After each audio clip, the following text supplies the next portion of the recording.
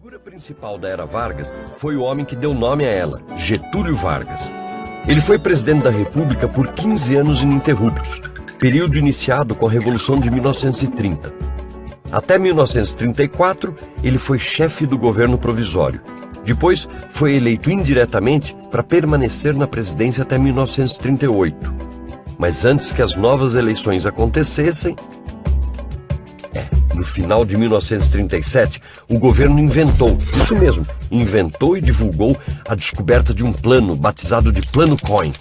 Uma ameaça que iria incendiar as igrejas, invadir casas e implantar o comunismo no Brasil.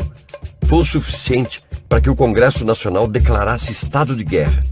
Em 10 de novembro de 1937, Vargas e os militares aplicaram o golpe político que iniciou a ditadura conhecida por Estado Novo.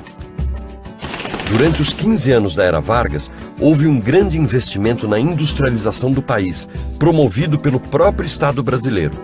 A produção interna começou a substituir as importações e a indústria de base alcançou grande crescimento.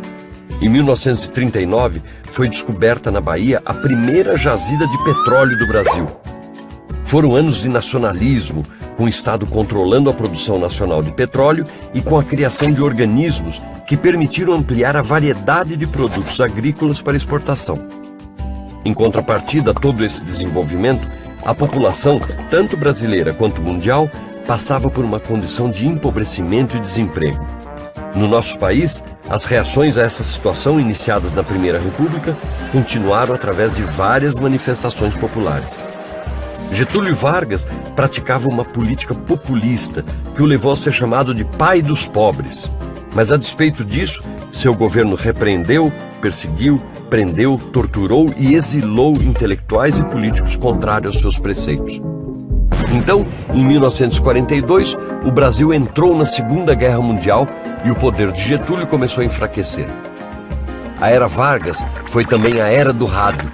Fundada em 1936, a Rádio Nacional do Rio de Janeiro foi um marco na história do país, lançando as radionovelas e inovando o jornalismo com o Repórteresso. Ser um artista da Rádio Nacional era como ser astro de Hollywood hoje em dia.